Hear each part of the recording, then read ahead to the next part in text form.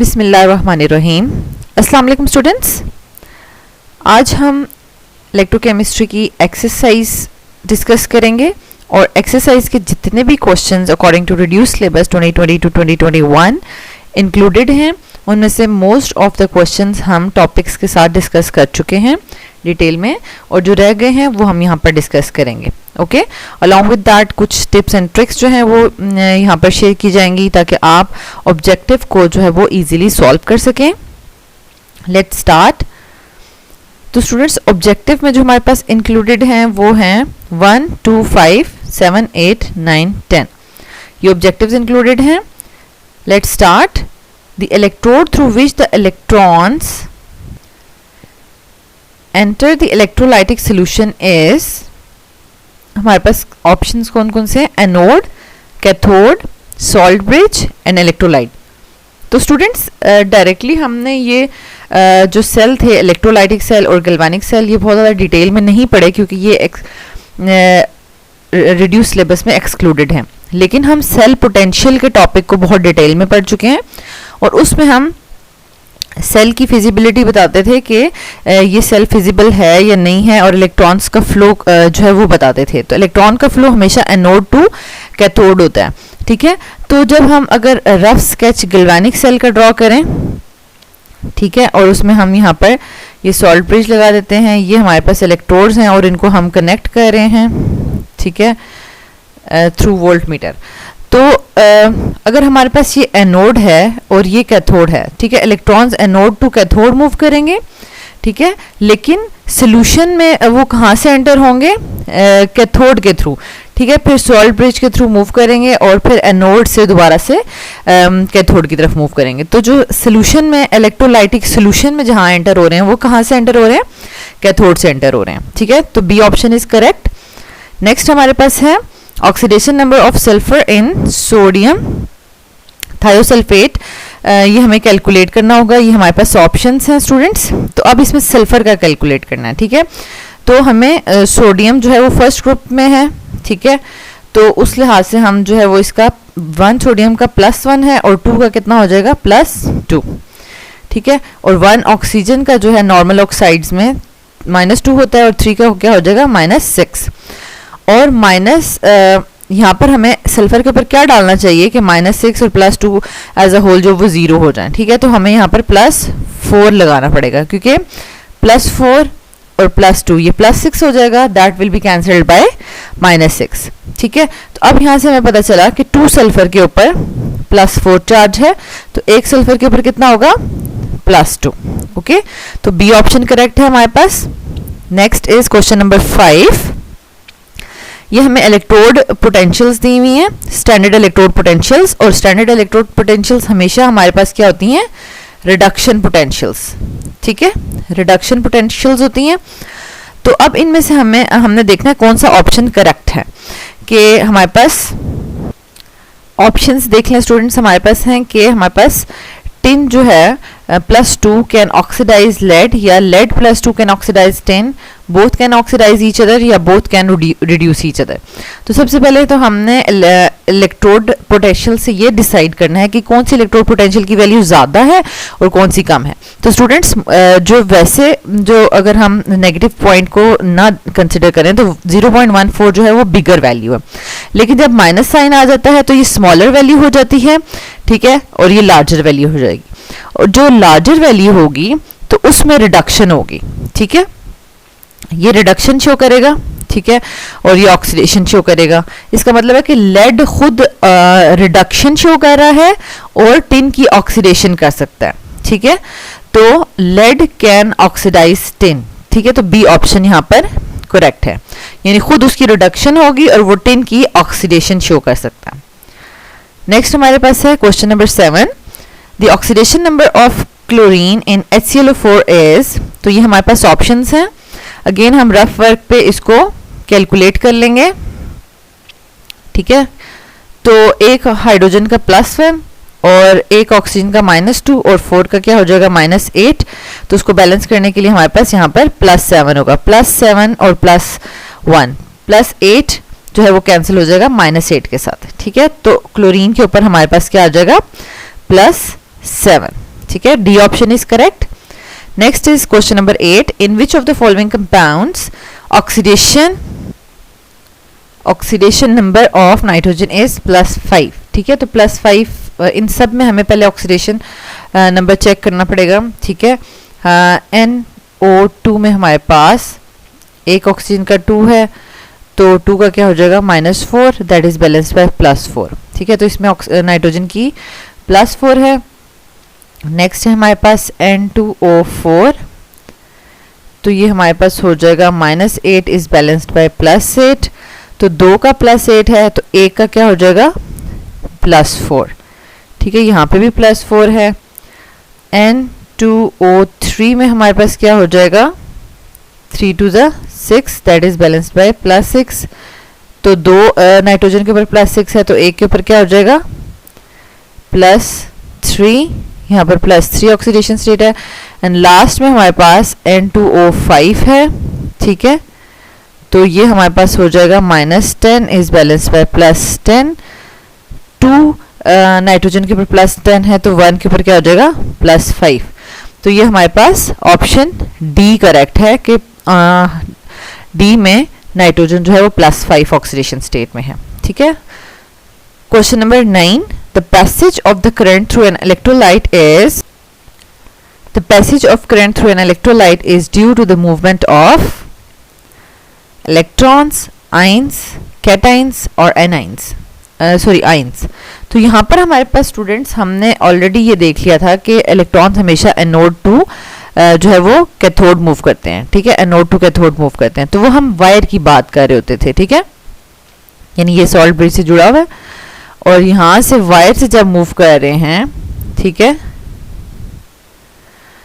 तो हमारे पास ये NO2 कैथोड मूव कर रहे हैं। लेकिन जब सोल्यूशन में करंट मूव करेगा, ठीक है, तो वो किसके थ्रू मूव करेगा, वो बेसिकली आयंस के थ्रू मूव करता है। ठीक है, तो यहाँ पर इसका ऑप्शन है आयंस।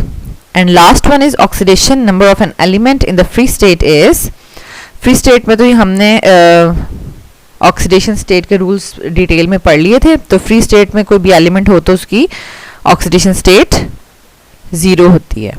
ओके, नेक्स्ट हम देख लेते हैं long questions according to reduce syllabus. Students, जो लॉन्ग क्वेश्चंस हमने डिस्कस नहीं किए वो जस्ट हमारे पास यहाँ पर 4 हैं। ठीक है, बाकी की तमाम जो है हम प्रीवियस लेक्चर्स में डिटेल से डिस्कस कर चुके हैं। तो हम स्टार्ट करते हैं सेकेंड क्वेश्चन नंबर 2 का B part. It is not possible to measure the potential of an isolated half cell. तो ये हम सेल पोटेंशियल में बड़ी डिटेल से इसको डिस्कस कर चुके थे। इसको आपने लिखना कैसे है कि potential of an isolated half cell can not be measured directly. लेकिन अगर हम क्यों नहीं हो सकता, कि उसकी रीज़न क्या है, because one half cell reaction can not occur without a simultaneous reaction in another half cell. ठीक है, यानी अगर एक सेल में इलेक्ट्रॉन्स लॉस हो रहे हैं तो जब तक वो दूसरे सेल में गेन नहीं होंगे तो हमारे पास पूरा सर्किट कंप्लीट नहीं होगा। ठीक है, या फिर अगर एक सेल इलेक्ट्रॉन लॉस ही नहीं कर रहा तो दूसरा सेल गेन नहीं कर सकता। इस वजह से हम क्या करते हैं, the relative half cell potential measure करते हैं by coupling it with the standard hydrogen electrode. ठीक है, as a reference electrode with a standard potential of 0 volt. तो स्टूडेंट्स, ये सेल पोटेंशियल में हम और स्टैंडर्ड हाइड्रोजन इलेक्ट्रोड वाले टॉपिक में डिटेल में ये टॉपिक डिस्कस भी हो गया। ठीक है, नेक्स्ट हमारे पास देखें क्वेश्चन नंबर 4 का ए part. The oxidation potential of zinc is plus 0.76 volt and its reduction potential is minus 0.76 volt. तो इसको रीजन एक्सप्लेन करनी है। तो स्टूडेंट्स, इसका आंसर क्या है, according to law of conservation of energy, energy can neither be created nor destroyed.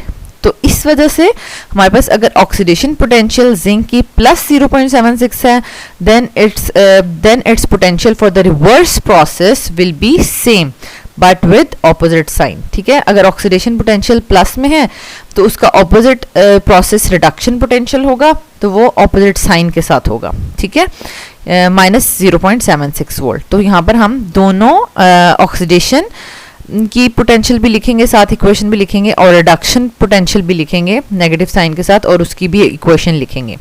तो ये प्रॉपरली इस तरीके से हम इसको अटेम्प्ट करेंगे। नेक्स्ट क्वेश्चन है हमारे पास, determine the oxidation number of all the atoms in the following. तो स्टूडेंट्स, ये हमारे पास डिफरेंट ऑप्शन क्वेश्चंस हैं।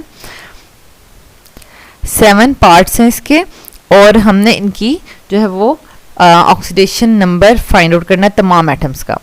तो वैसे तो स्टूडेंट्स हम इसको डायरेक्टली इसी तरीके से फाइंड आउट कर सकते हैं कि हमें जिसका पता हो, जैसे हमें पहले ग्रुप का पता है पोटेशियम फर्स्ट ग्रुप में है, उसका 1 का +1 है तो 2 का जो हो जाएगा वो +2 हो जाएगा, और एक ऑक्सीजन का नॉर्मल ऑक्साइड्स में 2 होता है तो 3 का क्या हो जाएगा -6। तो यहाँ पर हमें कार्बन में +4 लगाना होगा। तो यहाँ पर हमने तमाम का फाइंड आउट कर दिया, लेकिन this is not the way to attempt in exams कि अगर इस तरह से क्वेश्चन आ जाए। वैसे इस तरह से आता नहीं है क्वेश्चन, लेकिन अगर आ जाए तो इस तरह से अटेम्प्ट नहीं करना।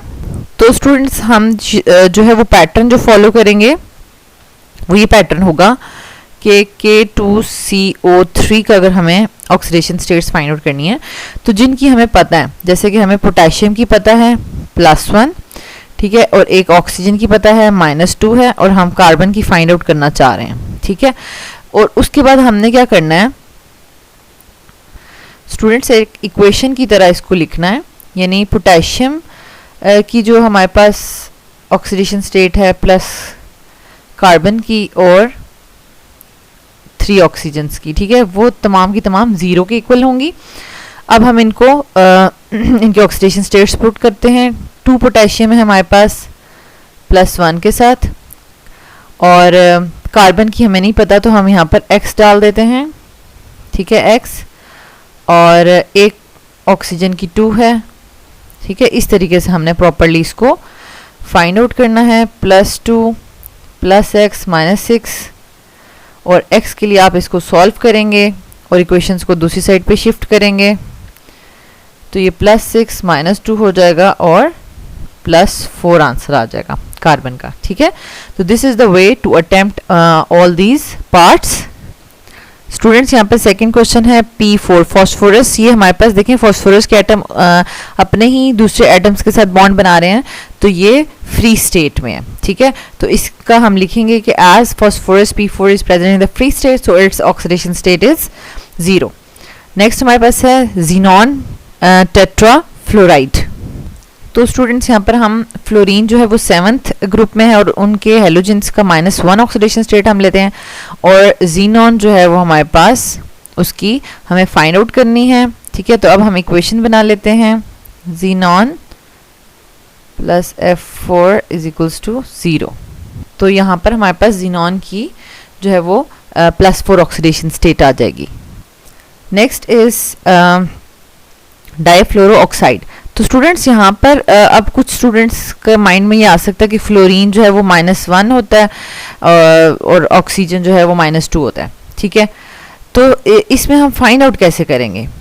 तो हमने जो है ना फ्लोरीन की कंसिडर करनी है -1 और ऑक्सीजन की हम फाइंड आउट करेंगे, क्योंकि ऑक्सीजन वेरिएबल शो कर सकता है ऑक्सीडेशन स्टेट, क्योंकि नॉर्मल ऑक्साइड्स में -2 शो करता है, पर ऑक्साइड में जो है वो -1 शो करता है, और सुपर ऑक्साइड्स में -1/2 शो करता है। तो इसकी वेरिएबल हो सकती हैं। तो हम चेक कर लेते हैं कि ऑक्सीजन की यहाँ पर क्या है, फ्लोरीन को अगर हम -1 लेंगे तो स्टूडेंट्स यहाँ पर हमने फाइंड आउट कर लिया है ऑक्सीजन जो है यहाँ पर नॉर्मल ऑक्साइड की तरह एक्ट कर रहा है। सॉरी, यहाँ पर नॉर्मल ऑक्साइड नहीं एक्ट कर रहा, क्योंकि नॉर्मल ऑक्साइड्स में तो -2 बिहेव करता है, ठीक है, ऑक्सीडेशन स्टेट शो करता है। यहाँ पर ये +2 शो कर रहा है, तो ये बहुत ज़्यादा डिफरेंट यहाँ पर शो कर रहा है, ठीक है। नेक्स्ट क्वेश्चन है हमारे पास PCl5, ठीक है। तो क्लोरीन जो है वो हेलोजन है, उसका हम -1 कंसिडर करेंगे, तो फॉस्फोरस का हम फाइंड आउट कर लेंगे। तो स्टूडेंट्स यहाँ पर हमने फाइंड आउट किया है, तो फॉस्फोरस जो है वो +5 शो कर रहा है oxidation state, okay. Next is ammonia. तो अमोनिया में स्टूडेंट्स हम हाइड्रोजन जो है, हाइड्रोजन का जो है हम +1 लेंगे और नाइट्रोजन के लिए हम कैलकुलेट करेंगे। तो स्टूडेंट्स यहाँ पे हमने नाइट्रोजन के लिए कैलकुलेट किया है ऑक्सीडेशन स्टेट, तो वो -3 आ रही है। Now the last one is Fe3O4। ये हमारे पास आयरन ऑक्साइड की ओर है, इसके लिए हम कैलकुलेट करते हैं। तो यहाँ पर ऑक्सीजन को हम -2 ले लेंगे और आयरन के लिए ऑक्सीडेशन स्टेट हम फाइंड आउट करेंगे। तो स्टूडेंट्स यहाँ पर हमने जब ऑक्सीजन को -2 लिया है और आयरन के लिए हम फाइंड आउट कर रहे हैं, तो यहाँ पर देखिए हमारे पास जो x आया है वो +8/3 आया है, क्योंकि 8 को हम उससे लेके जाएंगे तो वो +8 हो जाएगा, -8 +8 हो जाएगा, और x के साथ 3 जो है वो मल्टीप्लाई हो रहा है तो दूसरी तरफ जाके वो डिवाइड हो जाएगा। ठीक है, now the last question is justify that the photosynthesis in plants is a redox reaction. तो यहाँ पर हम सबसे पहले फोटोसिंथेसिस की ये इक्वेशन हमें गिवन है। ठीक है, और इसको सॉल्व करने के लिए स्टूडेंट सबसे पहले हमें क्या करना होगा कि इन तमाम के ऊपर ऑक्सीडेशन स्टेट्स लगानी है, तो ही हम बता सकते हैं कि ऑक्सीडेशन और रिडक्शन शो हो रही है या नहीं। ठीक है, तो एक ऑक्सीजन के ऊपर -2 है, ठीक है, और 2 के ऊपर क्या हो जाएगा -4, और उसको बैलेंस करेंगे +4 से, यानी कार्बन के ऊपर एंड नाउ वाटर में हम देखते हैं कि ऑक्सीजन को -2 लगाएंगे और उसको बैलेंस करने के लिए हाइड्रोजन के ऊपर क्या होगा, एक हाइड्रोजन के ऊपर 2 और 2 के ऊपर +2। ठीक है, और इसी तरीके से ऑक्सीजन जो है वो फ्री स्टेट में है, उसकी ऑक्सीडेशन स्टेट 0 हो जाएगी, और एक ऑक्सीजन का 2 है, ठीक है, और 6 का क्या हो जाएगा -12, और एक हाइड्रोजन का +1 है तो 12 का क्या हो जाएगा +12। तो स्टूडेंट्स यहाँ पर नोट डाउन करें कि +12 -12 के साथ कैंसिल आउट हो जाता है और होल हमारे पास 0 ऑक्सीडेशन स्टेट आ जाती है, लेकिन स्टिल हमारे पास 6 कार्बन प्रेजेंट हैं। तो इसका मतलब है कि कार्बन की ऑक्सीडेशन स्टेट यहाँ पर ग्लूकोज में 0 है। ठीक है, जो अगर आप 6 के साथ मल्टीप्लाई करेंगे तो भी वो 0 ही रहेगी। तो यहाँ पर हम जरा नोट कर लेते हैं कि किस किस की ऑक्सीडेशन स्टेट चेंज हो रही है। एक कार्बन की चेंज हो रही है 0 से +4 से 0 में जा रहा है, और एक ऑक्सीजन की चेंज हो रही है -2 से 0 में जा रहा है। ठीक है, तो ये आप इसको प्रॉपरली लिख सकते हैं। ठीक है, और इसके बाद हम जस्ट जिनकी चेंज हो रही है उनकी शो कर रहे हैं। +4 से 0 में जा रहा है कार्बन, और वाटर में जो ऑक्सीजन है -2 से 0 ऑक्सीडेशन स्टेट में जा रहा है। ठीक है, तो अब हम देख लेते हैं oxygen atom changes it's oxidation state from -2 to 0। ठीक है, तो डिक्रीज हो रही है ना ऑक्सीडेशन स्टेट, तो इंक्रीज हो रही है, -2 से 0 में जा रहा है तो इंक्रीज हो रही है। Increase in oxidation state is oxidation. ठीक है, सो वाटर जो है यहाँ पर ऑक्सीडाइज हो रहा है। ठीक है, वाटर ऑक्सीडाइज हो रहा है। अब हम देख लेते हैं carbon atom changes it's oxidation state from +4 to 0। ठीक है, यहाँ से कार्बन डाइऑक्साइड में +4 है और ग्लूकोज में 0 है, तो यहाँ क्या हो रही है, decrease in oxidation state is reduction. तो रिडक्शन किसकी हो रही है, कार्बन डाइऑक्साइड की रिडक्शन हो रही है। ठीक है, ओके स्टूडेंट्स, तो यहाँ पे हमने ये प्रूफ कर दिया है कि वाटर इसमें ऑक्सीडाइज हो रहा है, कार्बन डाइऑक्साइड रिड्यूस हो रही है, so it is a redox reaction.